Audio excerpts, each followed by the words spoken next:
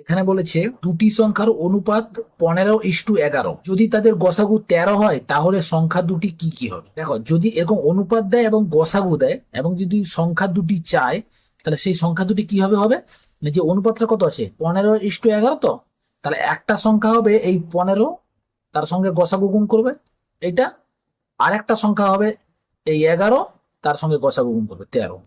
অর্থাৎ 15 × 13 কত হয় 195, আর 11 × 13 কত 143। একটা 195 আর একটা হচ্ছে 143।